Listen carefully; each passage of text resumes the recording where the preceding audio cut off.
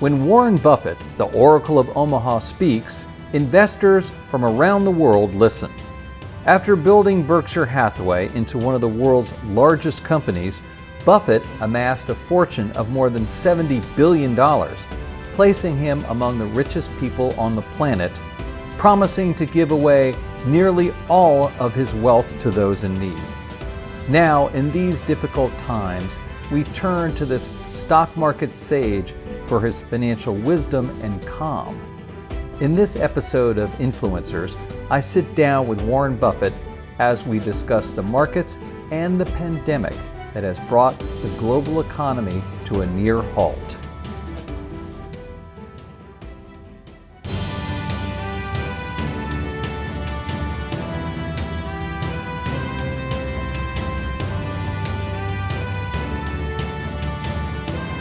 Hello everyone, I'm Andy Serwer. Welcome to Influencers and welcome to our very special guest, Warren Buffett, Chairman and CEO of Berkshire Hathaway. Warren, nice to see you. Good to see you. So it's March 10th and it's the day after the stock market crashed. The Dow was down over 2,000 points. Oil cratered to $30 a barrel or so. The 10-year bond went to below 0.5%. What the heck is going on, Warren Buffett?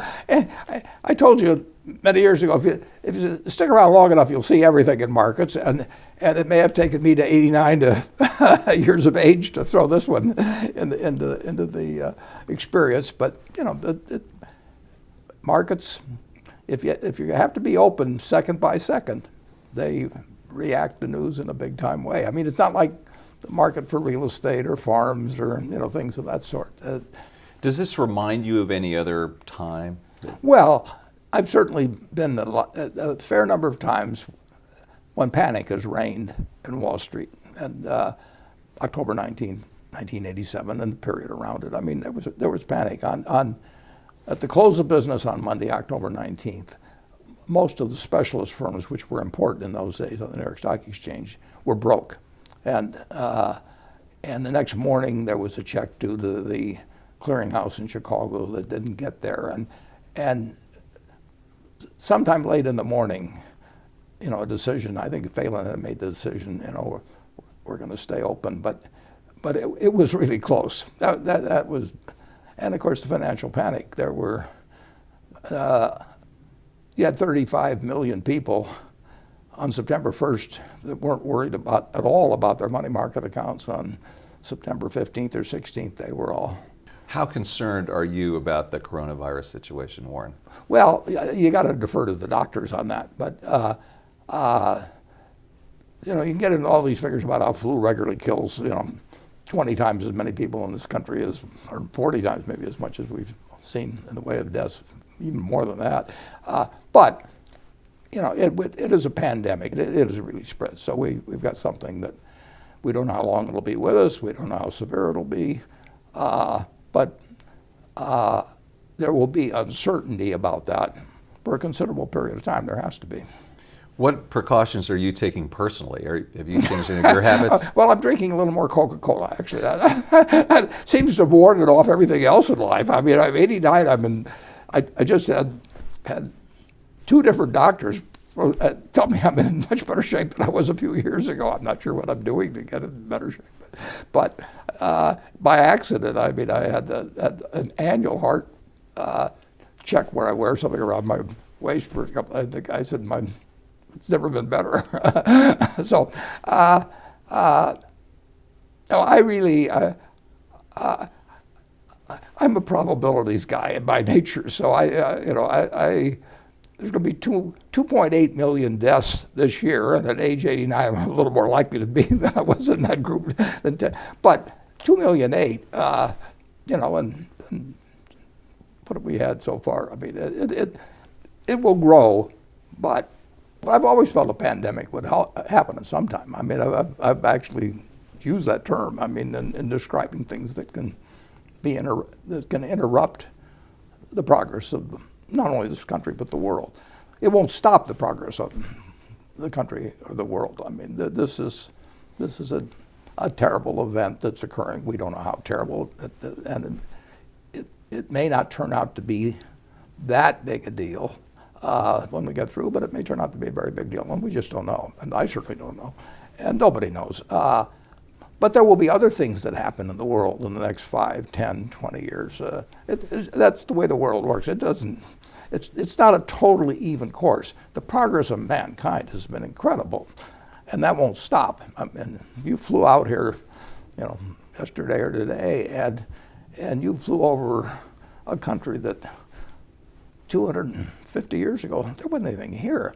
That's only 3 of my lifetimes, and there wasn't anything here. And now you've got all these bountiful farms, and you got 260 million vehicles in the country, and you got 80 million owner-occupied homes, and you've got 155 million or whatever it is, million people working. And I mean, it's incredible. I went, when I had a medical check the other day, I went to incredible medical facilities that are just 2 or 3 minutes from here, and that wasn't here. Wasn't even here 100 years ago, and so we keep making progress. We haven't forgotten how to make progress in this country, and we haven't lost interest in making progress, and that will benefit to varying degrees all kinds of people, including around the world. But there will be interruptions, and I don't know when they will occur, and I don't know how deep they will occur. I do know they will occur from time to time, and I also know that we'll come out better on the other end. And then what about the banks? And boy, they have been hit awfully hard because of rates and the exposure to the energy sector, right? Yeah, and you don't know what other exposure there is. I mean, the credit standards have been pretty darn good, and the quality of what's on the books has been terrific, and the liquidity and all of that. The banks are in a whole different situation than they were during the 10 or 11 years ago. But you don't know the nominals that topple when airlines get bad, and then that affects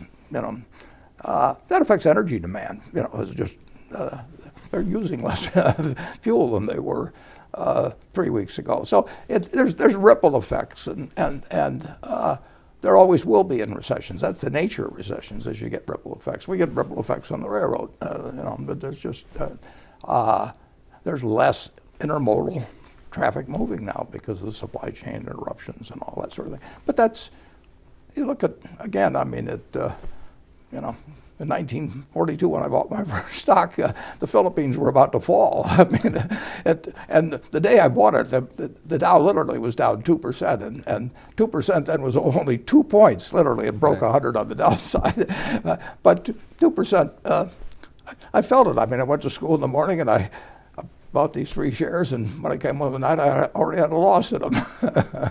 Yeah, well, I'm glad you kept with it because other people might have gotten discouraged. But I mean, all the other kids in 7th grade had their money in something else. Right.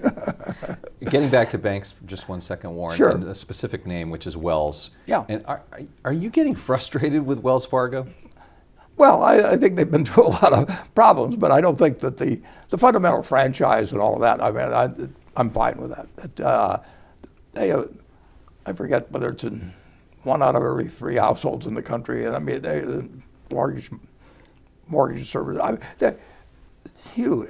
It went through something that various other companies, Geico in the early 70s, had its troubles. American Express in 1964, when we got into it, it had the salad oil scandal, which everybody's forgotten about, but it was a terrifying event then. So Berkshire, something will happen to somebody. You can't run a place with 395,000 people and not know that something is happening all the time, and you just hope you catch it fast. And the moral of the Wells Fargo story is when you hear about something, you've got to act fact. You can have incentives out there that are incentivizing the wrong thing, and we've had them. Everybody's had them. I mean, anybody has a sales force makes mistakes sometimes in what they incentivize, and bad practices will spread if not jumped on, and that's what you saw at Wells. They didn't. I don't see how in the world they made any money out of the phony accounts, but the cost. Again, there's a ripple effect. I mean, when something goes wrong at Berkshire, if it doesn't get corrected, there'll be more problems subsequently, and when I was at Solomon, Charlie gave me the formula. He said, get it right, get it fast, get it out, get it over. And anytime you see a problem, and you're a responsible party in corporate America, that means just get it right, get it fast, get it out, get it over, and don't skip and just put that right in front of you and go to work on it. Yeah, maybe I don't know about the get it over part with Wells. I mean, it just if you get it right and get it fast and get it out, you will get it over. Right. Okay. And if you don't the other things you've got, Yes. you'll never get to get it over. Okay. Fair enough. Let's switch over to talk about oil.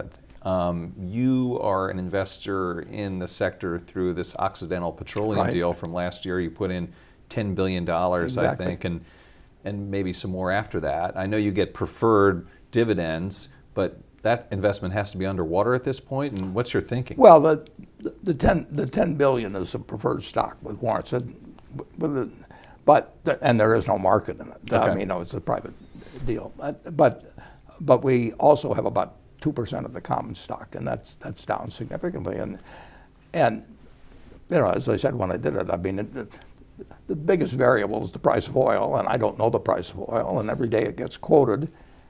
If you have an opinion on oil, you can buy or sell oil either 1 year out or 2 years out or 3 years out or something of the sort. And when oil was in the 30s, there's a lot of agony in the oil patch. And the math just changes terrifically. I mean, it just doesn't pay to drill in a lot of areas. And the Saudis can turn out a lot of it with practically no operating costs, or I mean, they've got very, very, very cheap operations. I mean, between that war between the Saudis and the Russians, and then also perhaps the secular decline of demand, given concerns about climate change, is this really a great place to invest? Well, I don't think the secular demand will change that much, but certainly the immediate demand has changed. I mean, the airlines need less, and people drive less if they're working out of their homes, and you can change.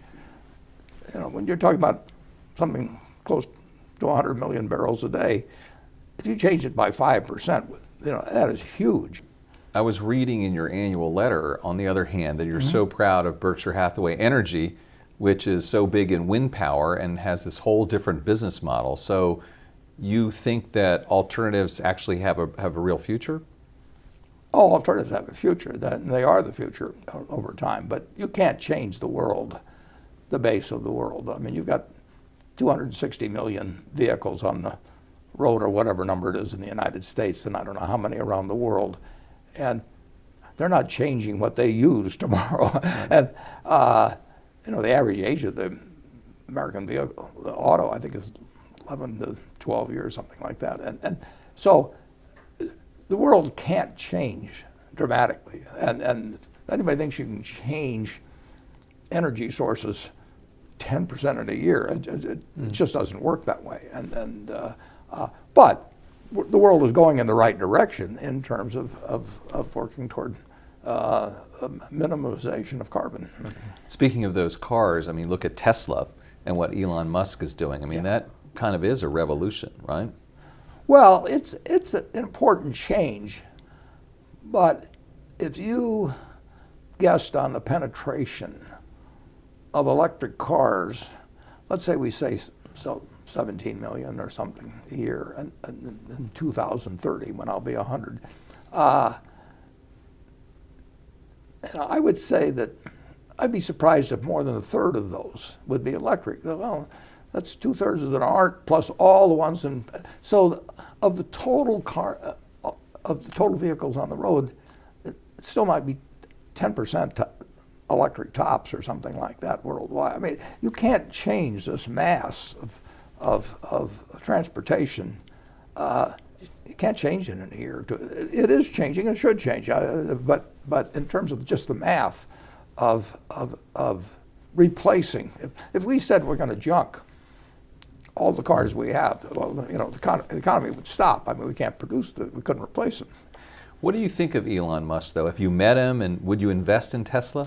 Well, I think you're trying to bait me a little. No, I'm just asking you. You can say no, and no, or yes, listen, yes, he's done yes. some remarkable things. Okay. He's done some remarkable things. Have you met him? Oh yeah, he joined the Giving Pledge some years ago. I've only met him once or twice, but yeah, that's it. I've talked with him, but not for quite a while. And would you invest in Tesla? No.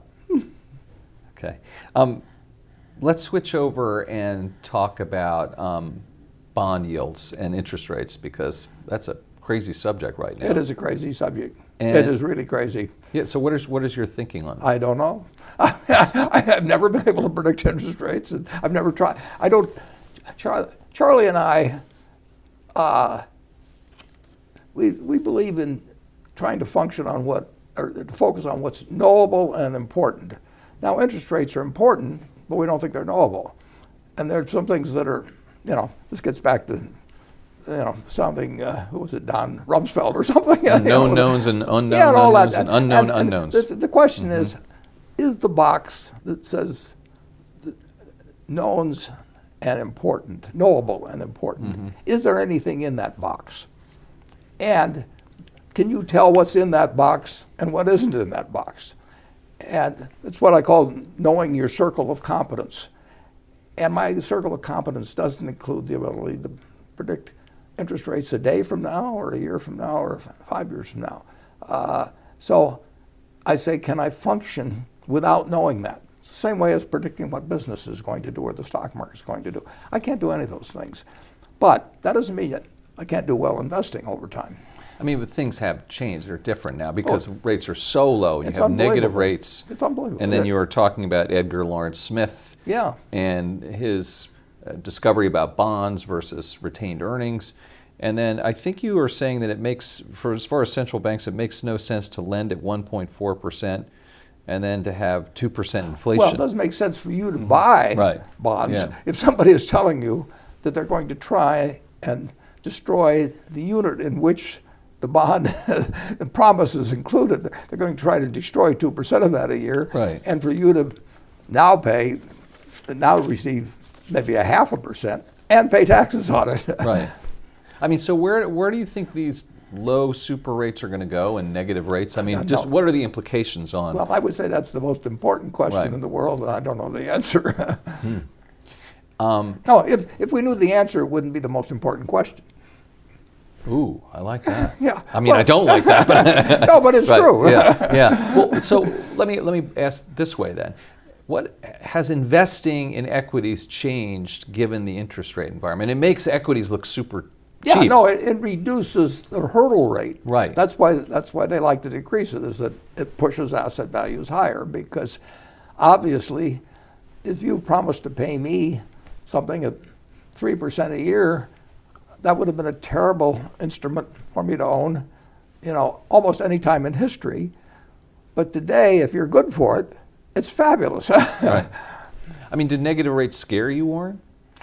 They puzzle me, but they don't scare me. Okay, fair enough. I want to switch over to Apple, one of your biggest holdings. Does the amount of shareholder interest in this company concern you or Todd or Ted? In other words, the market capitalization basically relative to the S&P 500. Is that something you look at? Well, you look at everything and relate one to another. I mean, that's the nature of markets. So you're always trying to think about, A, what's in my circle of competence, and then what makes the most sense that's within that circle. But the important thing is to know where the perimeter of the circle is. I mean, that's way more important than how big the circle is or a whole bunch of other factors. So I think Apple is within my circle of competence. I think it's an incredible business run by a fellow that's one of the great managers of all time, and he was underrated for a while, but now he's being seen for what he really is. It's an astounding. You could almost, if we had a card table here, well, yeah, we could put all their products on one table. Can you imagine that? Yeah. I mean, and just think of basically the utility of those products to a ecosystem that is demographically terrific and finds that instrument useful in dozens and dozens of times a day. It's almost indispensable. not only to individuals, business, I mean everything. And you have one of these babies now, right? I've got one of them. I don't have it on me because I Okay. would be afraid it would ring and I wouldn't know what to do. It's okay. You can take a call during this. We wouldn't have a problem with that. And what sort of apps do you have? Do you have any apps loaded? Well, they've got a lot of apps on it, but the other day, actually yesterday, I was someplace. Normally I don't carry it in town. I carry it out of town, but somehow I was having a little trouble just getting to the. But this is only me. Any 2-year-old could do this, but I was having a little trouble getting to the part where I actually phone somebody. I use it as a phone. Right. So you're not. But I got a lot of apps on it. Have you used any of the apps? No. No gaming apps or. No, people have shown them to me occasionally. There's even some app with me involved on this newspaper boy tossing thing. It's the app that I revealed a year ago in the movie. I went out to California and Tim Cook very patiently spent hours trying to moving up to the level of the average 2-year-old and didn't quite make it. But I supposedly developed an app in this little movie we had, and as I walked out, I turned to Tim and I said, "By the way, what is an app?" We had a lot of fun. He is a terrific guy. Right. And that is an unbelievable product. Just one more about those stocks, the so-called Fang stocks. Yeah. And again, does that approach a sort of bubble to you when you No, just it's just see? the opposite. I mean, you're seeing in this kind of a market, those companies don't need capital. Well, Netflix needs capital, but basically the big companies in market value don't need capital, and that will separate them from even more from the rest of the pack. I mean, they have an incredible business model. If you look at the top 10 market value of companies, go back 10 years, 20 years, 30 years. I mean, go back years. It's AT&T, the old AT&T, and General Motors, and Standard Oil in New Jersey, as it was called then. Yep. And the 500 you worked on it, and but those companies needed money. I mean, when Andrew Carnegie went in the steel business, he built one steel mill, made money on that, saved it. 3 or 4 years later, he built another one, and it was capital retention and oil, business the same way, whatever it was. And now, the really incredible companies, the ones that account for just the top 5, would be well over 10% of the market value of the country. They really don't take capital that much. They make it, their suppliers may in some cases and all that, but they are really overwhelmingly they're capital light, and that is really different. Then the question is, why don't you own Google and Amazon? Those two in particular. Let's take those Well, two. that's a pretty damn good question, but I don't have a good answer. I definitely should have owned Google. The guys came to see me before they did when they were Larry and Sergey? Yeah, and we were. This was a long time ago. I mean, this was before they went public, but they were talking to me about a little bit about it, and we were using search at Geico in a significant way. So I knew the power of search, and I actually used search a lot myself, starting with all the Vista or something, going way back. And search is incredibly valuable to me, and it was valuable to Geico. So I was capable of understanding that. On the other hand, I had seen that Google was taking out all the Vista to some degree, and I thought, maybe somebody else can take out Google, and maybe if they'd started earlier, somebody else could have taken out Google. So I was always a step behind on that. What do? Do you kick yourself? What does No, Warren I Buffett don't. do? Because I made so many mistakes. If I tried to kick myself, my legs would be exhausted. I mean, you don't kick yourself in the investment, and incidentally, you don't kick yourself when you make a mistake. I mean, it is part of what you do, and I was there when Ted Williams batted .406, but that means 594. Right. And what about Amazon? Same kind of thing. Incredible business. But why it's not too late to buy these stocks, is it? I don't know. But you're not buying them right now. No, but I don't buy much. Mm-hmm. Right. Those are the kind of businesses I think about a lot. Charlie thinks about them a lot. You can't help but do it. I mean, those are incredible business stories. Right. I mean, so the door's not closed necessarily. No. Right. No, not at all. Okay. Well, actually, one of the other fellows in the office bought a little Amazon. I mean, that showed up in our 13F. Ted or Todd? One of the two. One of the two bought some Amazon? Right. Yeah, that was in our 13F, yeah.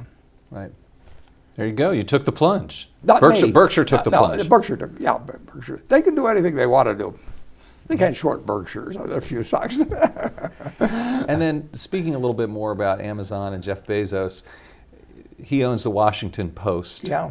They offered it to you, my understanding is, when it was for sale? Or, I mean, you talked Yeah, to Don a I lot. talked to Don about it, sure. And why? Do you regret not buying it, or No, did you not? if I buy anything, it's got to be for Berkshire. I mean, I'm just committed that way. I'm mentally, Berkshire comes before me, and it would have been a mistake for Berkshire to own the Washington Post. Because of the political stuff? Yeah, sure. Right, right. People would think. I will guarantee you that Jeff Bezos is not telling Fred Hyatt, or anybody there, Marty Burr. But I'll bet 80% of the people, or some huge number of people, just generally think that if you own a newspaper, you tell them what to run every day. I mean, it's just it doesn't happen very often. It used to happen with some papers, obviously, and it probably does still happen with some papers, but that is not the way it generally works, and it certainly wouldn't be the way it would work at the Washington Post. Yeah, I mean, it sounds like President Trump may think that. Yeah, well, Kay Graham did not tell Ben Bradley what to write. I can, Right. that I know. I mean, I know Don Graham, but I mean, they just don't do it. But I will guarantee you that, particularly among political figures, but really the man on the street, 90% of them probably would think that the Graham family was telling editors what to do. I know you're reluctant to wade into politics. Yeah. But I want to ask you. I may demonstrate that reluctance. Right. Okay. Right. Good. You will in a second, I'm sure. But we've talked about this before, Warren, that the country seems to be fairly divided up, and you said it's eventually going to get back together. You still feel that way? Oh, sure.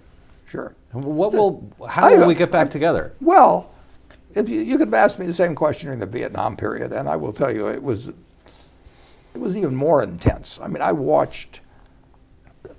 happened to be in New York at the time, and I watched that crowd come up to Wall Street. I mean, it's coming up, whichever street that is, Broad Street. Oh, no, it would be, yeah, maybe in Wall and Broad, but whatever. I mean, I have seen There are demonstrators. And during the Vietnam period, I mean, people were just as inflamed, I would say, on both sides. I mean, it was, and it went on a long time, and it caused the president not to run again in the case of Johnson. So this country's we had a civil war. I mean, so we've always had. We're a democracy. We'll have strong opinions on both sides, and sometimes they rev up more than others. But I do not regard this as some unique period in history. Although I've been reading about unique periods in history ever since I was old enough to read. So some of the things that my dad. Listen, I grew up in a household that it was the family's belief. And it went beyond my dad and my mother, but went to all my uncles and all. I mean, that basically that the country had gone socialist, in the 30s. Your father was a Republican congressman. Yeah, very Republican. We didn't get dessert at dinner until we said something nasty about Roosevelt. I mean, my sisters and I, it was sort of ritualistic. Wow. Okay. There are calls on the political left and the Democrats to tax billionaires, have a wealth tax. Would that stuff be productive and maybe close the wealth and income gap? Well, I think I wrote something 7 or 8 years ago about the fact that there was, I was doing a little hyperbole, but there was class warfare and my class was winning. Basically, there's no question that capitalism, as it gets more advanced, will widen the gap between the people that have market skills, whatever that market demands, and others, unless government does something in between, which, say, the earned income tax credit or all kinds of things. And I think that's a proper function. So I would say that if people, it isn't some diabolical plot or anything, but look at it this way. If you go back to 1800 and 80% of the people were farmers, and you were the best farmer in Omaha and I was the worst, the difference in our value might be 2 to 1. You might be worth twice as much if we were out there picking corn or whatever we might be doing or planting. But now there's, we'll say, 2 million times. There's 30 million American males between 20 and 35. And if you're in the top 1/10 of 1% in basketball ability or football ability or baseball ability, you aren't worth anything. If you're in the top 100th of 1%, you're getting close. So if the payoff is huge because some guy discovered television many years ago and another guy discovered pay TV or cable and then pay TV, so that your talents, where Ted Williams got $20,000 a year for batting .406, your talents now, if you make the majors, still doesn't pay well in the minors, but if you finally get to that 1/100th of 1%, now you're worth millions. And 1/10 of 1%, you can just play sandlot ball. And so you get this pushing of extreme rewards to people who are very, very good at something the market demands. And people demand entertainment. They demand people apparently that arbitrage securities. I mean, there's certain specialties, and that isn't because a bunch of people are sitting in a room deciding we're going to figure out how to take it away from the poor or anything like that. It's because of the market system. But we want the market system to keep functioning that way. But we don't want people left behind in a society where you've got $60,000 plus of GDP per capita. And that the people in the lower half have been falling behind the gains overall achieved by the country. And they aren't worse off than they were 20 years ago. They're somewhat better off, and they're better off because of things like an iPhone. I mean, that's something that's terribly useful, and everybody. I get the benefits of search, for nothing, basically. But that's the ultimate tension: is how do you keep a system that produces incredible benefits for everybody. Sports is an easy example because we all like to watch them. We don't want to watch a bunch of guys like you and me play basketball. So that's where the money is. But that didn't exist 200 years ago. But how do we address that? We address it through things like the earned income tax credit. And we address it so that anybody that works 40 hours a week and has a couple of kids, that they don't need a second job in the family. They can have a decent life. Does that mean increasing the minimum wage? It means increasing the earned income tax credit, because I think that's a better system. Yeah, what they need is more money in their pocket. Yeah. Now you can do more money in the pocket through a minimum wage, but you don't have as many people working. Yeah. You need something so they have money in their pocket. Right. And we can do that, and that does require in my view, it requires higher taxes on people where they were born into this world with peculiar talents that marvelously now and 200 years ago, they would have been out there picking corn with me. Can you take the higher taxes on wealthy people and put it directly to the earned income tax credit? Well, you could. I mean, because people complain, my taxes are going well, up. They're squandered. Nobody likes taxes, obviously. Yeah, but if you had a program where it was earmarked. Well, that's what people do when they're on the debate stage. currently it's the Democrats, and they tell you all their new programs and how they'll pay for it, but they don't tell you how they're going to pay for the ones that are already there. Nobody's discussed the $1 trillion deficit we have. So to talk about how you're going to introduce some new, but basically, you don't want to run deficits indefinitely that increase the relationship of debt to GDP. There's some point at which that causes real problems, although we haven't seen it a lot of places that you might expect to see it. But this country has the productive capacity to let people like me live extraordinarily well, or sports stars or entertainment stars, all kinds of good managers, whatever, and still make sure that nobody is really left so that two people have to work and you have to hold two jobs and you wonder how you're going to feed your kids if you're working. $7.50 an hour doesn't do it, and $10 an hour doesn't do it, but we can do it. We have the resources to do it. You said, shifting gears for a little bit, you said you might continue to underperform the S&P 500. You might continue. Well, I will from time to time, for sure. But what is the appeal then to own Berkshire Hathaway stock? Well, I've got 99% of my money, so it appeals to me, but it appeals to a lot of people who feel very comfortable with the fact that we'll never blow it, basically. And I think that they could feel very certain, relative to almost any company, that we won't be in the bottom quartile or something of performance, but they also should feel we're not going to be in the top decile either. We run it. If you're a shareholder of Berkshire, we are running the business like you've got 100% of your money and you're going to keep it in, and it's up to us to take care of it.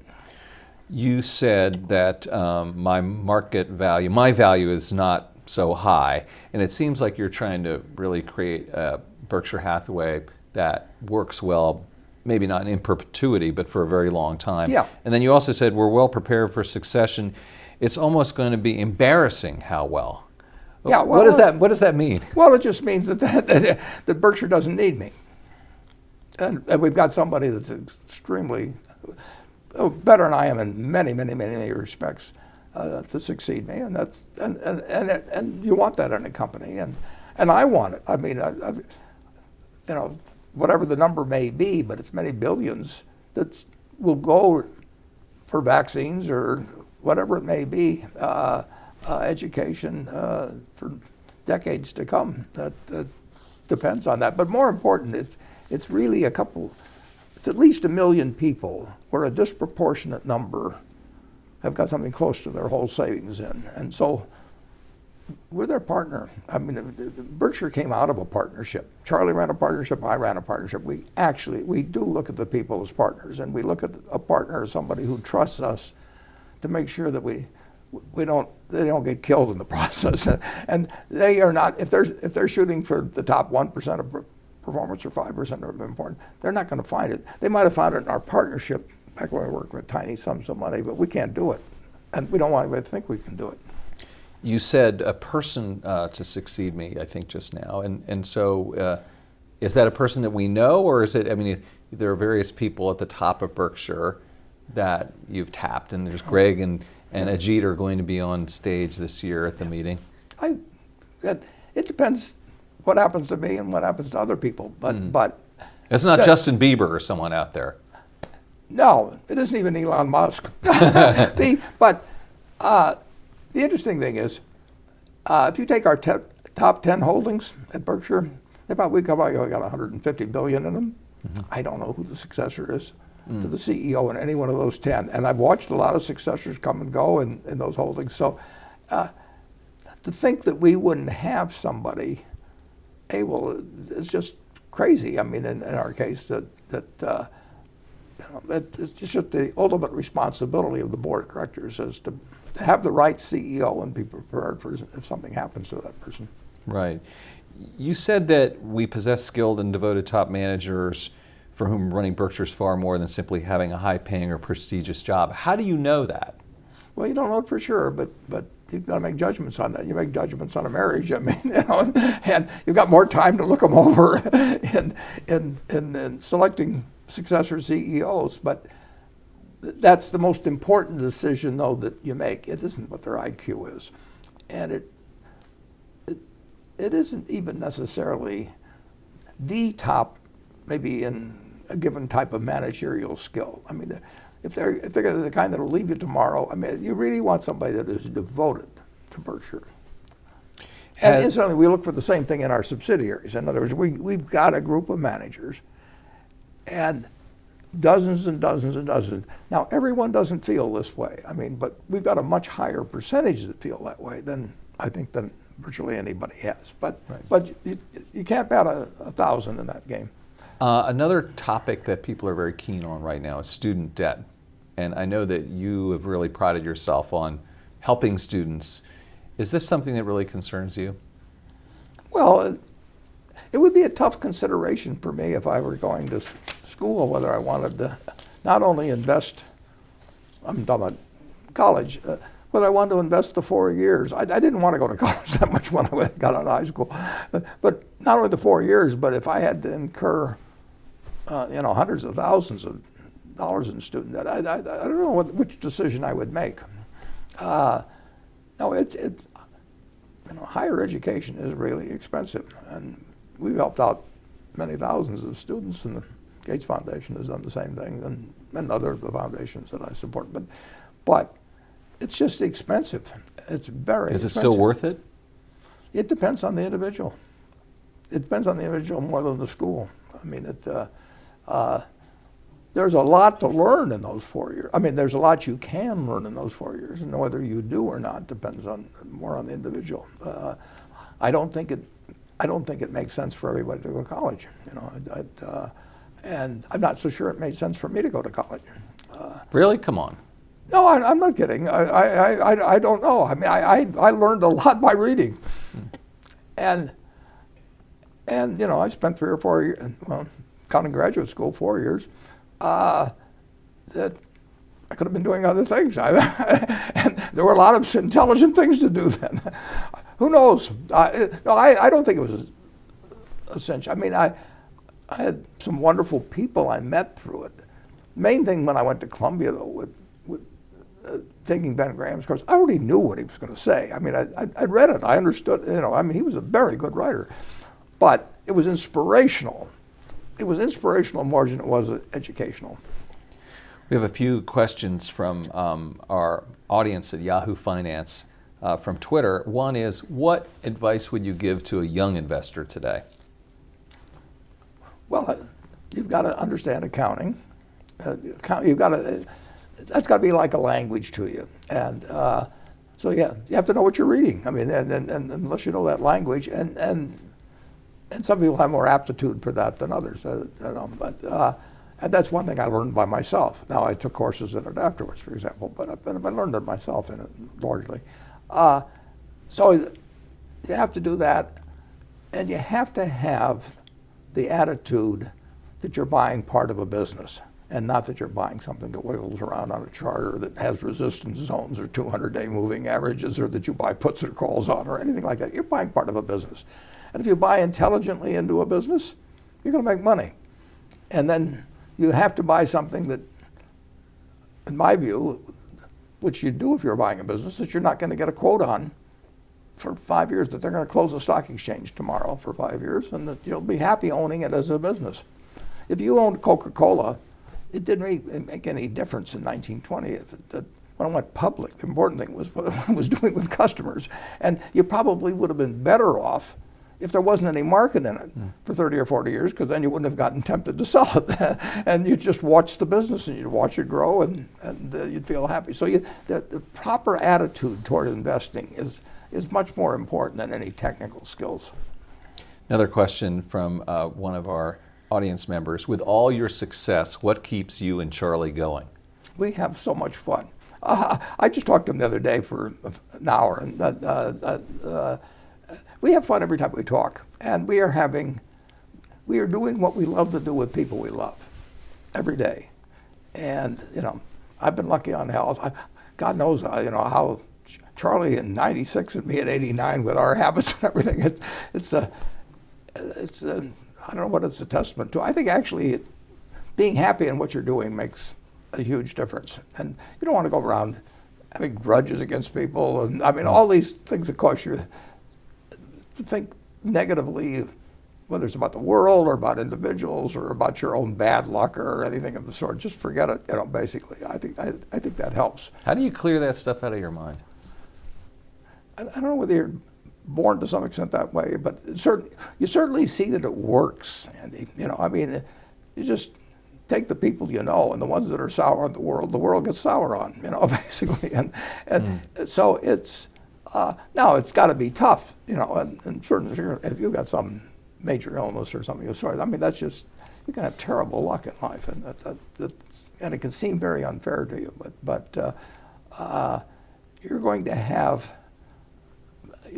a better experience in life if basically you see the positive sides of things. People will see the positive things in you at that point. And if you can find some, I'd say look for the job that you would take if you didn't need a job. And if you can find that where you're actually, I don't think I've had a job. I mean, I would define work as doing something when you'd rather be doing something else. And when I sold shirts at Penny's and I was getting 75 cents an hour, I would rather have been doing something else. But since I've been certainly 24, there wasn't anything else I wanted to do. And I had everything I needed, and life was wonderful. And I tell the students that, you got to live. So you may take a job at first for some organization that you don't admire, or work for somebody you don't admire. But look for somebody you admire. Look for somebody where you're looking forward to working with them that day and doing something that you're looking forward to, that you'd do if you didn't need the money. And Charlie and I found that a long time ago. And you're going to turn 90, what, in a few months? About 5 months, yeah. 5 months. Yeah, I'll send you a reminder. I'll send you a present. That's what you're looking for. Yeah, right. You get a second reminder, actually. There you go. So looking back over these years, what are you most proud of? I'm certainly, but I have to give all the credit to their mother, but I'm certainly proud of how my children have worked out. I mean, that's not easy, in a sense, having a name that becomes famous, or and thought of as having all kinds of money, although they don't.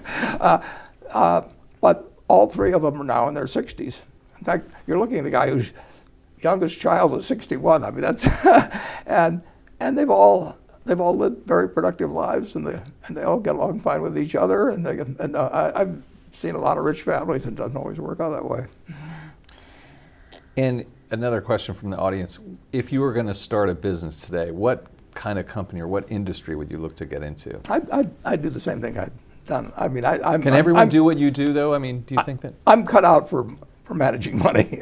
Right. It doesn't mean it makes, different people have different kinds of minds. I play bridge with people who can remember the hand they played 30 years ago, and watch a basketball game at the same time. But so there's all kinds of different smarts that people have, and I've been fortunate enough that mine have been in something that pays off big, and I could be, very good at something else that is just as much utility to society, but it doesn't fit the market system as well. And then just finally, what celebrities that you've talked to this year? You? Hardly. How do people like Katy Perry or LeBron James get in touch with you? I'm easy to find. I am so easy to find. Yeah, I see all the mail that comes in, and I'm not a hard guy to access.